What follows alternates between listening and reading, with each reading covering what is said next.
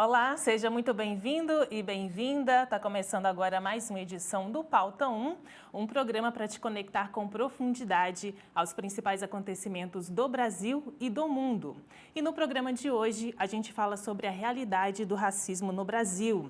Uma pesquisa da Universidade Federal do Rio de Janeiro mostra que 63% dos brasileiros acreditam que a raça interfere na qualidade de vida das pessoas. Pois é, Jéssica. E no ano passado, uma pesquisa do Centro Brasileiro de Análise e Planejamento mostrou que a raça também interfere no acesso das pessoas ao direito universal à saúde. E é por isso que a edição de hoje do Pauta 1 busca saber como o poder público tem desenvolvido políticas para mudar o cenário da desigualdade racial no país. É isso aí, Rawane. Sobre isso, o presidente Lula sancionou e apresentou no fim de 2023 o segundo pacote pela igualdade raciais. São ações como titulações de territórios quilombolas, programas nacionais, bolsas de intercâmbio e outras iniciativas para garantir e ampliar o direito à vida, à inclusão, à memória, à terra e à reparação do povo preto no Brasil. E o nosso primeiro destaque do programa de hoje é o Sistema Nacional de Promoção de Igualdade Racial, o chamado SINAPI. Por isso, hoje aqui no Pauta 1, a gente recebe a Ieda Leal, ela que é a secretária nacional de gestão desse sistema. Ieda, muito obrigada pela disponibilidade de estar aqui com a gente. Seja bem-vinda. Eu que agradeço. É sempre bom estar no estado, né, na cidade que ajudou na minha formação, está atendendo ao chamado de vocês da comunicação. É importantíssimo para nós, que estamos hoje em Brasília, sempre estarmos à disposição e juntos para divulgar o que a gente acredita que o Brasil pode se transformar, um país antirracista. Ainda mais para um assunto importante como esse, que é a igualdade racial. Então, para começar, Ieda, a gente queria que você explicasse para a gente aqui, para todo mundo que está acompanhando, o que é o SINAPI, quem pode participar, o que é esse sistema de fato. Sim, eu fui convidada para ser secretária de gestão do Sistema Nacional de Promoção da Igualdade Racial. E dentro dessa secretaria, que é muito importante, é o coração mesmo do Ministério, nós temos um sistema que tem o objetivo de reorganizar ou organizar todas as cidades para que a gente se transforme numa rede de combate ao racismo, cidades antirracistas. E para isso acontecer, é necessário que as cidades do Brasil todo, os mais de 5.000 municípios, eles façam uma adesão ao nosso programa. Um programa que diz, assim, com muita humildade, eu vou dizer, é para aderir, para que nós, do governo federal, possamos ajudar as cidades na transformação de uma cidade onde tenha qualidade de vida, onde todo mundo possa sobreviver e tenha situações de combate ao racismo. Nós estamos falando de cidades antirracistas, que envolve todo um trabalho com as prefeitas, os prefeitos, os vereadores e a cidade. Na sua oferta de serviços, ela vai ofertar grandes possibilidades para as pessoas compreenderem que a história do negro é importante. Mas mais do que valorizar a história individual, é necessário um trabalho coletivo para o combate ao racismo. E a gente falando sobre isso também, como é que funciona a vontade desses prefeitos, desses governadores em relação a combater esse racismo, em relação a agregar nisso? Sim, aí entra o nosso trabalho.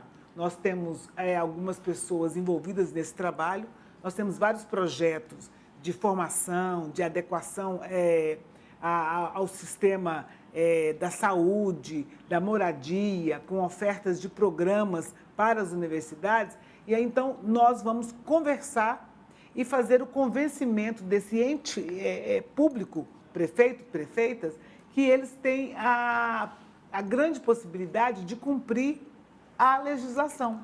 Ele vai ter que entender que existe uma Constituição, existe um programa, existe uma lei, a LDB, que foi modificada no seu artigo 26A, que diz que é importante termos ações dentro da escola para que as crianças negras não sejam expulsas da escola pela falta de saber da sua história e do compromisso com a educação. Então, nós entramos para conversar. Nós estamos fazendo um diálogo com todos os municípios, com todas as associações de prefeitos e prefeitas, com os consórcios para o convencimento de que é necessário para o desenvolvimento do país. Nós fazemos aquilo que o nosso presidente disse no primeiro dia no discurso dele. É necessário combater o racismo no país para que o desenvolvimento desse país possa ser de forma mais tranquila. Então, incluir, discutir, respeitar a legislação, ela é necessária. Isso significa que uma cidade pode ser antirracista. Então, nós entramos para o debate, o diálogo com os prefeitos e as prefeitas da cidade, com todos os governadores. Nós temos no sistema a adesão de todos os estados. E nós temos agora uma adesão chegando a quase 300 cidades que já compõem o sistema. O nosso desafio é que em 2024 a gente possa ter mais adesões. E para ter mais adesões, a gente precisa conversar sobre isso. A adesão não é obrigatória dos municípios? Ela não é obrigatória. Ela traz possibilidades para os municípios. Se você adere, quando você vai disputar um edital, você tem pontuação. Se você faz adesão, nós temos condições de ajudar na organização dos conselhos de promoção da igualdade racial, até mesmo com coisas materiais, né? Computadores, para que eles possam disponibilizar para o conselho um veículo para fazer a cobertura dos municípios, outros que também congregam os estados, para que eles possam nos ajudar. Tem pontuação, que é interessante, que quando você vai concorrer a editais, eles vão perguntar, você tem adesão ao Sinapir? Se você tem, você já tem pontuação, que vai de 1 ponto a 3, 4, 5 pontos, vai variando dependendo do estágio. E também tem as nossas propostas de investimento, por exemplo, numa coisa que é absolutamente muito falada hoje no Brasil, que é a questão do turismo negro, né? Do afroturismo. Então, nós temos condições de termos convênios com as universidades para que elas possam disponibilizar agentes educativos, que são os alunos, para eles estarem nesse programa, ou pessoas também da comunidade. Então, a gente tem como ajudar o município a se organizar no afroturismo.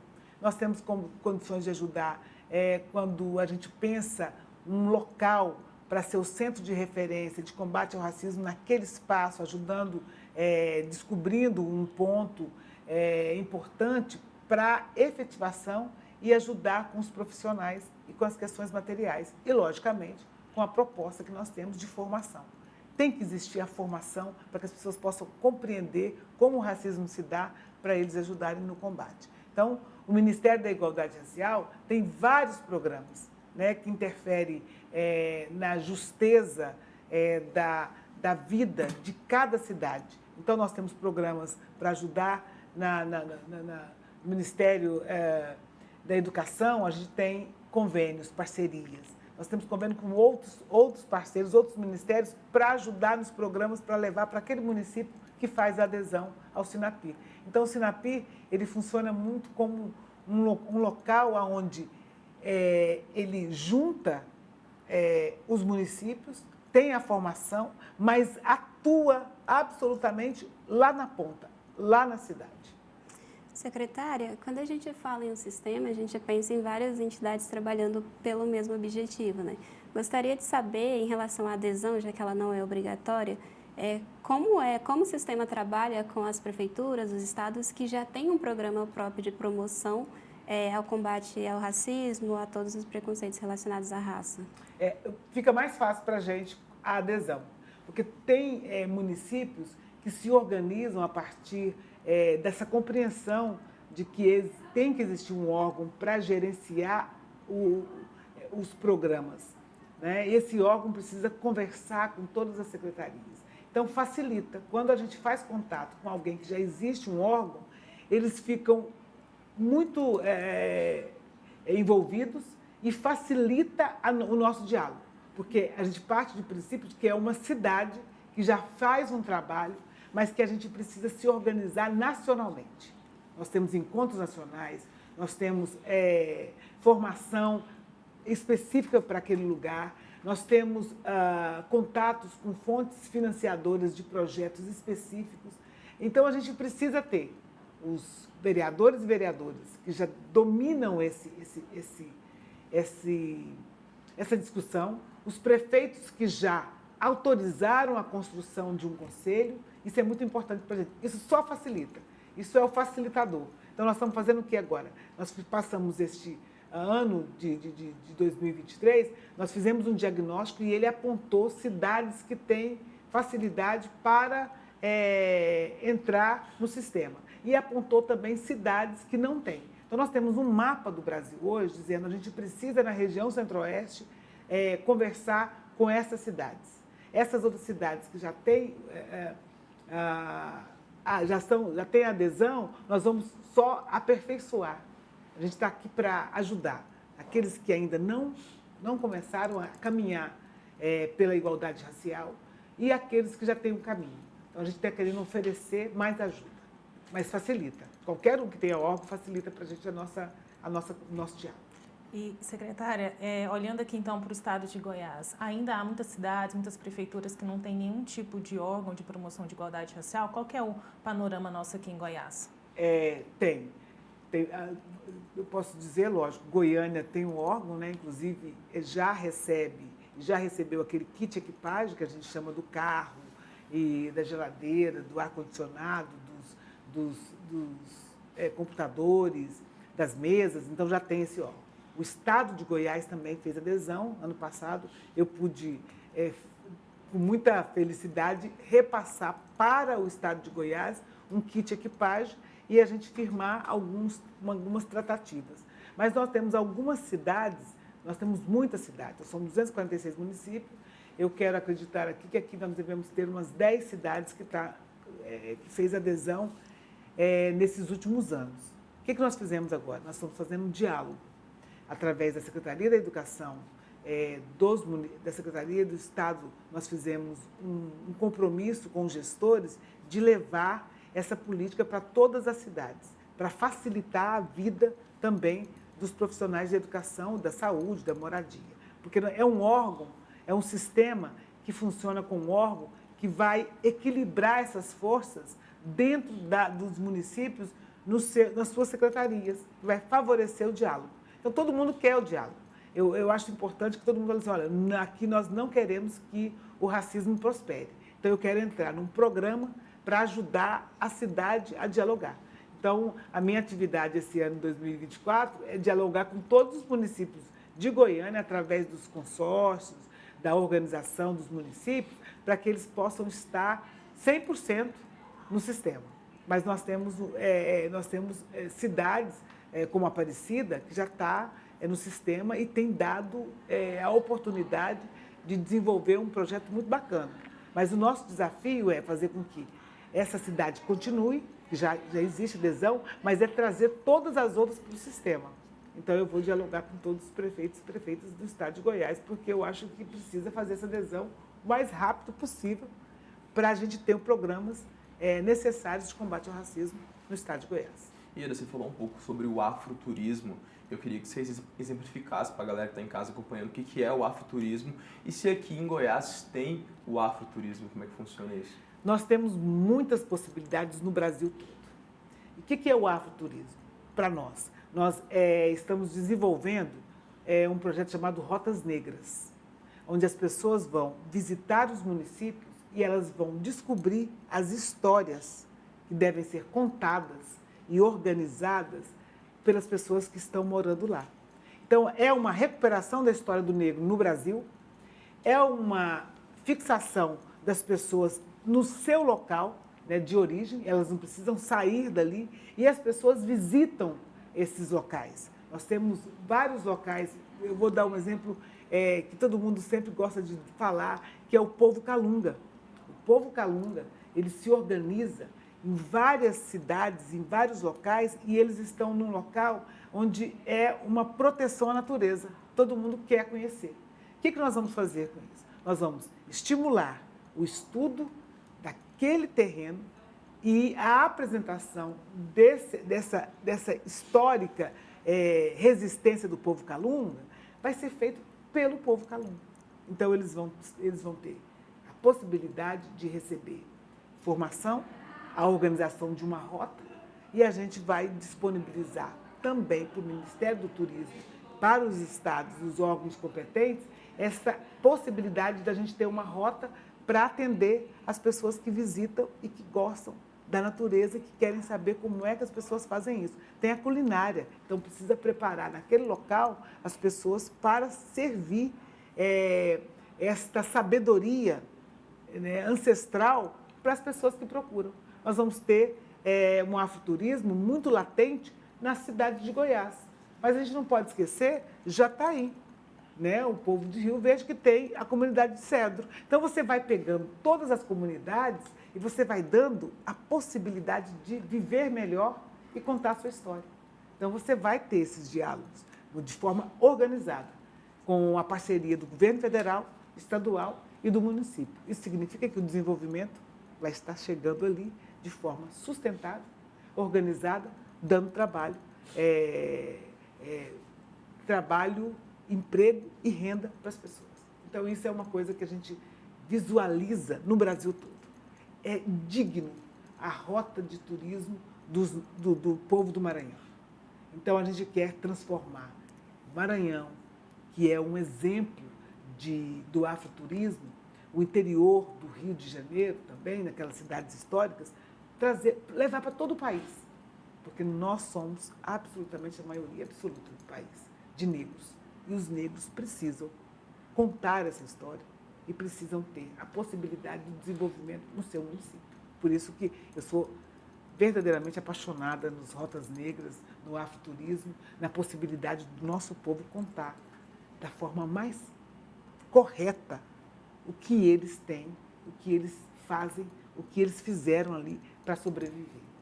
E Eda, em relação a esse desenvolvimento local, eu percebi no diagnóstico que o sistema fez ano passado que alguns critérios foram levantados. Por exemplo, se tem um órgão para promoção da igualdade racial no município, se o gestor é uma pessoa negra, se ele tem formação superior. Queria saber em relação a esses órgãos municipais, por exemplo, o que o sistema avalia para a existência de políticas efetivas ao combate ao racismo nas prefeituras hoje? Sim, os órgãos, eles são, logicamente, respeitando toda a paridade de governo e de sociedade. Ele precisa existir porque existe uma previsão nos nossos documentos, né? Então, os órgãos, e a gente chama de conselhos de promoção da igualdade racial, eles devem existir, devem propor políticas e ações afirmativas para o município. O município precisa enxergar que ele tem uma dívida com a comunidade negra. Como é que ele paga essa dívida, que é histórica, que é uma dívida do Estado brasileiro? Ele paga com ações afirmativas, fazendo concursos, respeitando as cotas. Ele paga quando ele percebe que tem locais onde as crianças não estão sendo bem conduzidas pelo projeto da questão da igualdade racial e ele oferece formação adequada para o atendimento aos alunos e às famílias. A gente também faz essa possibilidade dessa formação para esses conselhos, para eles compreenderem que a saúde precisa, no seu prontuário, identificar os negros atendidos ali, ou a falta de atendimento à população negra pela falta de atendimento de um programa da anemia falciforme. Então, você tem várias formas de trabalhar de forma muito, como é que eu vou dizer, organizada, quando você pretende construir moradia pública de baixo valor, mas com a qualidade boa, para a população de uma cidade. Você vai ter que ter o recorte racial. Você tem que ter o recorte de mulher, né? O recorte de gênero ali, mas você tem que também ter o recorte racial. A população dessa cidade é tantos por cento, então nós vamos ter que ter tantos por cento de moradia para atender a uma solicitação já prevista constitucionalmente nas nossas leis. Então, isso é necessário, fazer a proteção, por exemplo, das religiões. Nós não estamos falando de uma religião, nós estamos dizendo que é necessário cumprir o que está no Código Civil, a proteção a qualquer manifestação religiosa. Portanto, as manifestações de matriz africana deverão também sofrer essa proteção, deverão ter essa proteção. Então, quando você tem um órgão que é organizado pelo poder público e que tem a presença também da sociedade civil e que você segue regras já estabelecidas na Constituição, no Estatuto da Igualdade Racial, na LDB, você tem as pessoas trabalhando para dar visibilidade para a comunidade negra e, ao mesmo tempo, garantir que a história chegue mais perto das pessoas para que elas entendam que nós não somos descendentes de escravos, nós viemos de um continente africano e fomos escravizados aqui durante 400 anos, houve uma interrupção de direitos. Se as pessoas compreenderem isso, a cidade vai olhar para todas as manifestações culturais da cidade como manifestações legítimas de um povo da maioria absoluta do país. Então, essa é a grande beleza da gente ter um órgão que tenha a condição de politicamente compreender a importância desse envolvimento com a população. A pauta de hoje é sobre promoção da igualdade racial. A gente vai para um rápido intervalo, já a gente segue falando do assunto.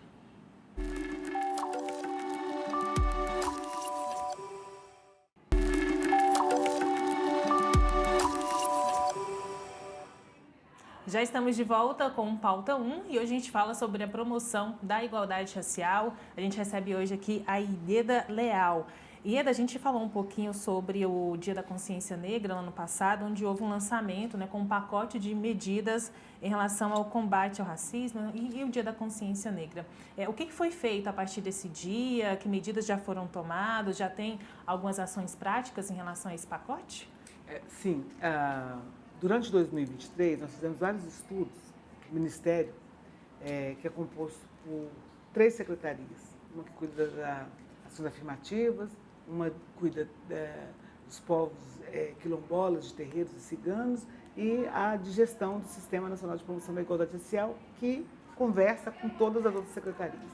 No anúncio do presidente, naquele dia, nós reafirmamos alguns projetos, projetos de ações de combate ao racismo, mas também de ter nossa organização para os quilombos terem a sua titulação de terras, mas também houve outros programas, propostas que foram anunciadas por nossa ministra, Aniele Franco. Por exemplo, a Atlântidas Negros, que é um programa onde você tem bolsas de estudos para alunos desenvolverem atividades para reafirmar a possibilidade de escola para alunos e alunas negras. Nós temos a outra possibilidade também, é fazer um intercâmbio com os países de língua portuguesa. Houve uma visita da ministra e do presidente a vários países de língua africana e houve uma parceria de bolsas de intercâmbio, Tanto o Brasil oferecer para esses países africanos, quanto os países africanos de língua portuguesa oferecer para o país também essa possibilidade de alunos irem e chegarem também no Brasil para estudar. O programa Esperança Garcia, que é o incentivo de alunos no curso de Direito, para que eles possam, no mundo jurídico, ter mais possibilidades de ação e de estudos e fazer concurso público para poder também estar na área da magistratura. Então, isso é importante para a gente. Então, houve o decreto de 30% de negros para serviços públicos, federais, e é uma quantidade muito significativa e a gente precisa acompanhar essa chegada e a permanência desses negros nesses espaços. Porque não é só a chegada, mas também tem que saber da permanência. A gente não pode só abrir e dizer todo mundo se inscreveu, mas a gente tem que acompanhar esse desenvolvimento desses 30% de trabalhadores no Serviço Público Federal. Então, houve várias manifestações. A questão da titulação das terras quilombolas, a questão do Sinapir, da questão da adesão ao programa para ficar mais próximo do Ministério da Igualdade Racial. Então, no dia 20, nós fizemos um calendário afro, dizendo que todo mundo precisava anunciar o que estava fazendo no seu município. Então, as pessoas se organizaram para dizer, olha, aqui no meu município nós vamos fazer uma organização de uma feira literária, nós vamos fazer um congresso específico para trazer trabalhadores da educação, da cultura, para um espaço adequado para a gente fazer as manifestações culturais. Nós vamos registrar os escritores negros e negras do país. Então, houve várias manifestações. Isso foi muito bacana. A gente fez nós chamamos de calendário, né? E vai continuar. Essas manifestações culturais, políticas, educacionais, elas acontecem no Brasil o tempo todo. Então, nós queremos reunir numa página específica para dizer, se você quiser saber o que acontece na cidade de Pires do Rio, onde eu nasci, você clica aqui em cima do mapa do estado de Goiás, você vai ali no mapinha e lá você vai ter alguma coisa relacionada com o combate ao racismo naquela cidade. Seja pequenas ações a grandiosas ações, como vai ser agora as homenagens que nós vamos fazer em vários muros da cidade do Rio de Janeiro, trazendo para esses muros personalidades que ajudaram no combate ao racismo no nosso país. Então, a gente tem os Negros Muros, que vai ser um projeto nacional. Nós vamos ter aqui em Goiás muros que vão estar contando a história do povo negro de resistência. Então, a gente quer somar com educação, saúde, moradia, transporte, lazer, todas as condições objetivas de nós falarmos sobre nós para todas as pessoas e que as pessoas possam se sentir mais próximas da realidade política, cultural do país, no sentido da gente se sentir bem no país onde a gente também ajudou a construir. E uma das medidas que eu achei interessante, que eu estava vendo lá, foi a primeira infância antirracista, que eu acho que é super importante, é voltada para pessoas negras, quilombolas e indígenas. E eu queria que você falasse um pouco dessa importância, que é uma infância sempre dura, né, para pessoas negras, e eu passei por isso e eu achei super importante essa medida. Sim, a primeira infância, o primeiro contato com um mundo que não é a nossa residência, a nossa casa, ele precisa ser tratado de forma muito, muito, muito cuidadosa. As crianças que estão nos CIMEIs, alguns chamam de creches, CIMEIs, são centros municipais de educação infantil, e aí podem receber toda a população brasileira. Essas crianças precisam saber que o continente africano é um lugar que tem que ser protegido e que de lá as pessoas saíram para povoar o mundo de diversas formas. E que nós, negros, somos descendentes da origem do mundo. Eu acho que essa é a primeira informação que uma criança precisa ter. Branca, negra, indígena. Nós precisamos saber que os indígenas cuidaram, antes de nós, do que nós chamamos do Brasil. E que eles precisam ser reconhecidos na sua importância. E que brancos, que não constituem essa forma cruel de serem racistas, também podem ajudar nessa composição que é o Brasil. Então, a primeira infância precisa ser absolutamente tratada com as boas histórias, com os livros didáticos, precisa dizer das histórias de todo mundo, precisa dizer das músicas, e eu preciso absolutamente preparar essas crianças que serão, com certeza, os alunos do ensino médio, da faculdade, da universidade, pessoas melhores.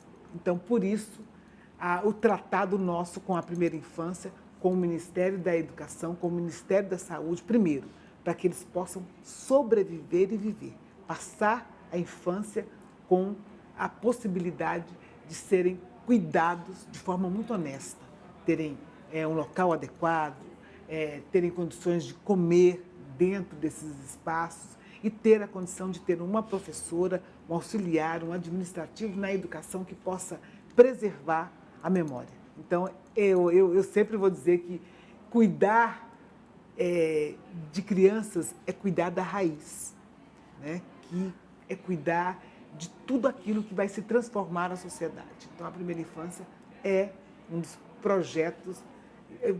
Vocês vão falar, mas todos são projetos? Não, mas o projeto de cuidar de criança, de meninos e meninas, dentro da sala de aula, dentro da educação, trazendo a composição alimentar com a composição intelectual é fundamental. Ieda, queria perguntar de forma geral se a educação ainda é um desafio muito grande para a população negra no Brasil. Eu sempre vou dizer que é a parceira mais importante para o desenvolvimento de qualquer projeto para transformar o Brasil num país antirracista.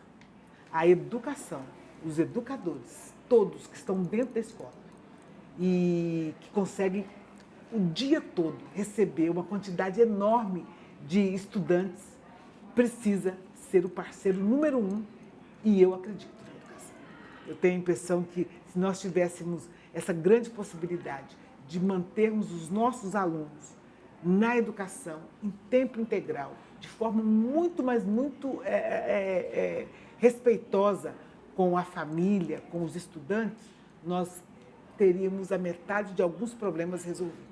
Porque você tem profissionais adequados, você tem um aluno que tem vontade e desejo, com a idade certa, você tem o pai e a mãe que confia naquele espaço, você tem o gerenciamento da diretora, o diretor, você tem o professor sendo preparado, você tem todas as condições, você tem comida sendo feita, local que tem alguém que faça comida. E as comidas das escolas são deliciosas, respeita cada local, né? Assim, então é muito bom isso. Você tem a biblioteca, você tem um local dos computadores, você tem a quadra, você tem um professor de educação física, você tem um professor de história, você tem tanta gente envolvida para ajudar os alunos e as alunas no seu desenvolvimento que só tem que dar certo, né? Então a gente precisa prestar atenção como é que uma escola faz a diferença num bairro. Eu vou dar um exemplo assim, muito bacana que eu gosto muito de dar. Eu fui coordenadora e diretora de uma escola no bairro em que eu moro. Minhas filhas estudaram nessa escola. Nesta escola acontecia a vacinação. Nessa escola acontecia as reuniões dos moradores do bairro. Nessa escola aconteceu a alfabetização. Então, a escola conta a história da vida do bairro. Essa escola, as pessoas iam para lá para também aprender. Então, nós éramos sempre referência. Aí, esses dias eu entro no supermercado, alguém vem atrás de mim e diz assim, você é a Ieda, a professora Ieda? Eu falei, sou. Eu estudei na escola em que você foi diretora. E hoje o meu irmão, que estudou também lá, mora fora. Eu queria tirar uma foto para mandar para ele, para dizer que a gente encontrou a diretora mais louca que a gente achava que era você. Eu falei, louca? Não, você só tinha aquele monte de ideias. Eu falei, bom. Aí nós nos abraçamos. E é isso que a gente quer. Alguém que trabalha, alguém que estuda, que valoriza o profissional, que de repente no meio do supermercado pergunta se eu sou aquela pessoa. Eu falei, sou, mas eu era muito dura. Não, a senhora era ótima. E aí eu acho bacana isso. Eu falei, opa, então tá bom. Mas é isso, nós ajudamos as pessoas a crescerem em todos os lugares. Então os bons profissionais, eles passam por um espaço absolutamente de vida, que é a escola. Então, para mim, é minha parceria número 1. A gente tem que fazer parceria com a escola, com a educação. E a educação vai saber tratar a saúde, vai saber tratar os outros problemas, os problemas materiais, a falta que as pessoas fazem, vai compreender como é que as famílias se dão, né? A gente tem a possibilidade de conversar com o pai e com a mãe, com o filho, com a filha. A gente faz assim, a gente recebe pessoas deficientes, a gente consegue compreender como é que o município funciona, como é que aquele bairro funciona. Então, ali é o parceiro número 1. Se tiver que ter algum contrato, o primeiro contrato tem que ser feito com a escola. No próximo bloco, a gente segue falando mais sobre educação. Hoje, o pauta é também sobre a promoção da igualdade racial. Intervalo rápido, já já a gente está de volta.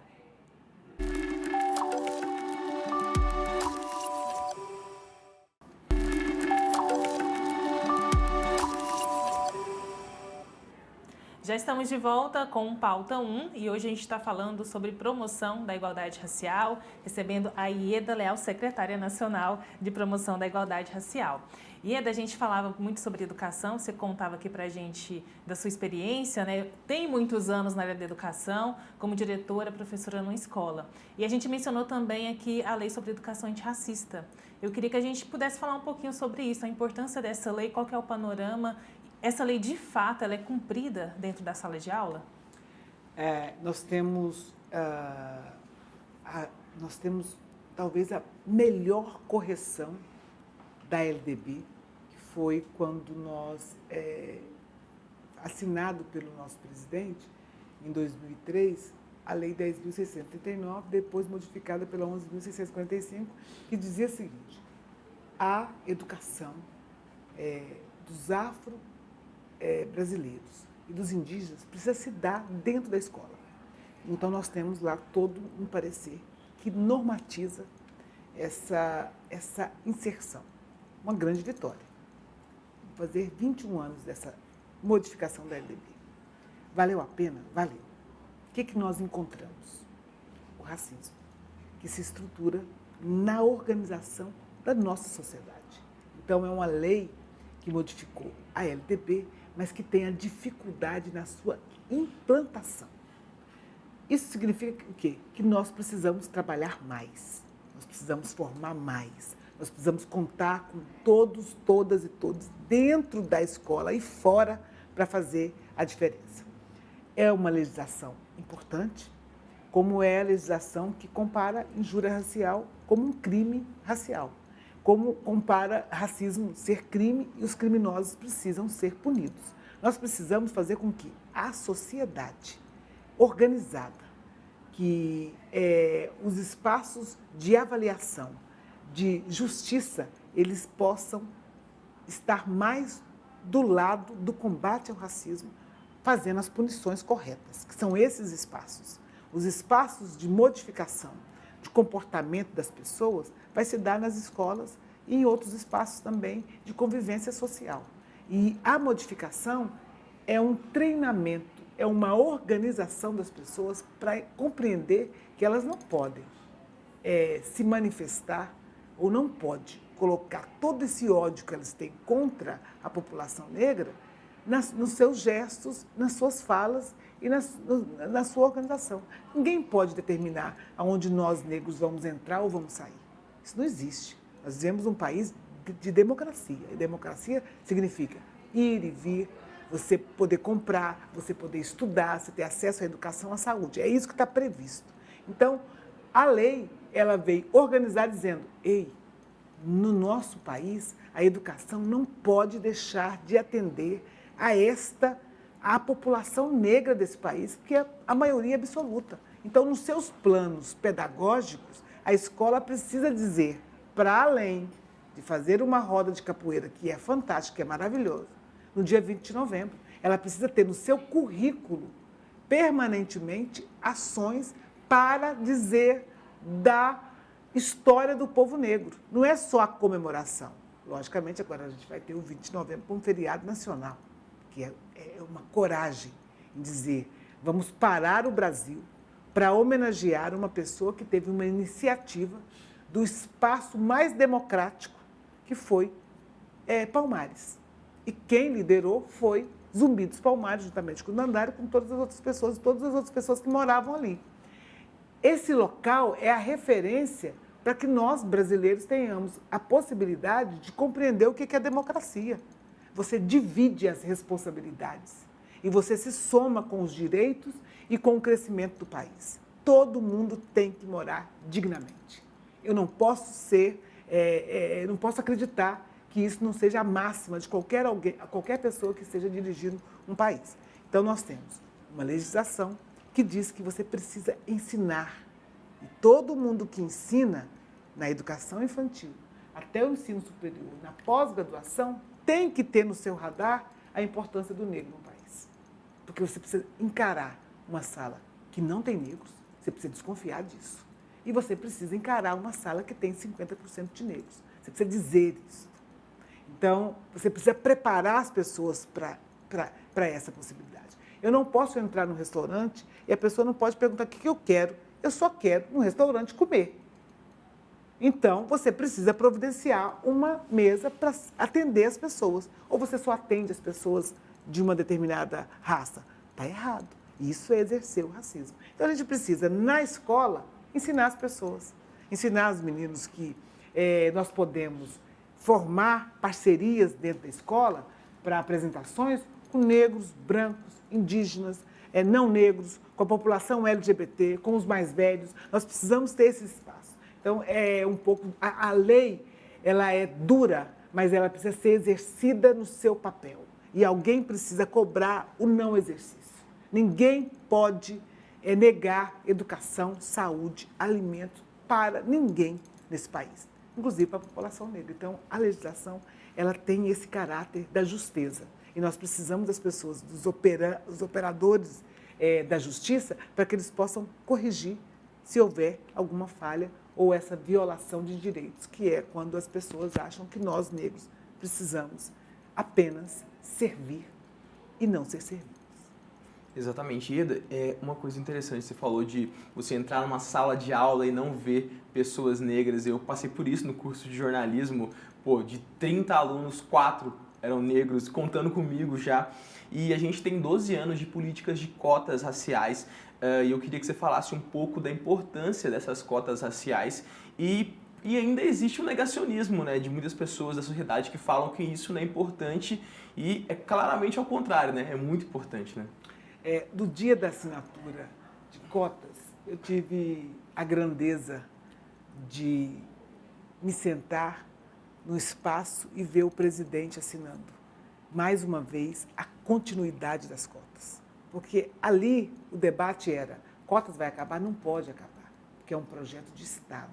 Ele precisa ter continuidade e precisa organizar as avaliações, porque só pode acabar cotas no serviço público, na educação, quando o racismo tiver sido eliminado. Então, esse é o grande combinado. Então, cotas vêm para corrigir. Da assinatura do projeto e da correção, para que a gente pudesse ter cotas também no ensino superior, mas na pós-graduação. Porque você precisa encarar o ser humano negro como alguém que quer investir na sua carreira. Então, você só vai investir na sua carreira se você tiver condições e portas abertas para você passar e permanecer. Por isso, as bolsas são necessárias. Porque a gente sabe muito bem que nós estamos vindo de uma situação de pobreza material no que se refere à questão da organização do povo negro. Então, quando o Estado faz essa previsão de cotas, ele precisa compreender que o negro precisa entrar, precisa permanecer e a saída tem que ser com muito sucesso.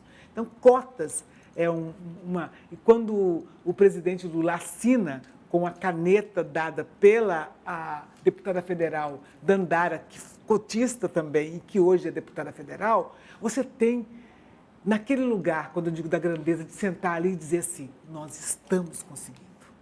A assinatura não é simbólica, ela é política. É um recado para o Brasil, que é necessário a inclusão. Que um país vai mais longe quando ele enxerga toda a possibilidade de diferença da nossa cultura e dos seres humanos. Então, cotas não é esmola. Cota é um projeto político de desenvolvimento do país que comunica diretamente com os negros do país. Aí nós vamos começar a conversar. Cotas para negros no serviço público, cotas para negros na educação. Por quê? Porque houveram 400 anos de total impossibilidade de nós negros acessarmos esses espaços. Então, eu discuto isso. Como é que o Brasil, brilhantemente, vai fazer essa tarefa de casa, que é colocar cotas nos serviços públicos e no ensino superior e as outras ações afirmativas que precisam ser também divididas com o município e com o Estado. Esse é o grande Para mim, a assinatura simbólica e a presença do movimento negro, do movimento organizado, de todos os ministérios ali, dos governadores e prefeitos, é dizer, é isso, este é o caminho. E, Éder, nós já falamos um pouquinho no início do programa sobre as políticas de reparação histórica. Queria perguntar para a senhora agora como é que a gente enfrenta o revisionismo histórico que vem para questionar essa necessidade de políticas de reparação histórica para a população negra? Primeiro que nós precisamos utilizar de todos os intelectuais negros formados nesses últimos 20 anos para oferecer para esses negacionistas uma outra história. Nós precisamos, não é reinventar, nós vamos fazer aquilo que nós sabemos fazer muito bem. Eu estou chamando a atenção de todos os negros intelectuais que passaram pela universidade, que têm formação adequada para combater esse tipo de ideias que só atrasa o desenvolvimento do país. Então, nós temos condições de fazer isso, no debate, na melhor forma possível, com muito respeito às pessoas que pensam diferente, mas dizer que no país não tem a possibilidade de se ter uma reparação e que essa reparação só pode ser para o bem, para a melhoria das informações. É, no mínimo, achar que nós não temos condições de ter um pensamento mais adequado sobre as relações humanas no mundo todo. Então, nós não vamos achar que isso é uma brincadeira. Isso é uma coisa séria. E o combate tem que ser com seriedade. Então, é chamar todos os intelectuais e chamar os nossos mais velhos, que não puderam ir para as universidades para dar uma grande aula de cidadania. Revisar para melhorar, para contar, ou recontar, ou permitir que as verdades sejam ditas, é o nosso caminho. Reparação só tem esse significado. Ninguém repara para prejudicar. E os que querem prejudicar serão absolutamente colocados nos seus devidos lugares. Não terão condições de um debate político contra isso. Uma coisa é você achar algo individual sobre aquilo que você aprendeu e aprendeu de forma incompleta. Você pode até completar os seus estudos. Então, a gente vai apostar nessas pessoas que têm o tempo todo achando que não querem contar a nossa história de forma correta. E nós vamos para cima, oferecendo toda a intelectualidade do mundo, inclusive do Brasil, e, logicamente, pegando os nossos mais velhos, aqueles que recontam as nossas histórias oralmente, para nos ajudar. Só assim a gente vai dar fim para essa situação de questionar a história do povo negro no mundo, né? Só assim. Ieda, infelizmente, nosso tempo acabou, né, pessoal? Foi muito importante, muito válida essa conversa aqui com a gente no Pauta 1. Muito obrigada por estar aqui com a gente hoje. Eu que agradeço. Eu me sinto em casa e quero, todas as vezes que eu estiver por Goiânia, eu quero voltar aqui para conversar com vocês. Quero agradecer muito. Vocês são absolutamente a resposta que nós temos que dar para o Brasil. Jovens fazendo a diferença. Comunicação é isso. Obrigada. Ieda Leal, secretária nacional da Promoção de Igualdade Racial do Ministério da Igualdade Racial, conversando com a gente aqui no Pauta 1 de hoje. A gente agradece a sua companhia e fique ligado aí nas nossas redes sociais, _Sistema Sagres é o nosso Instagram e por lá você pode fazer a sua sugestão de pauta aqui para o nosso programa. Até mais!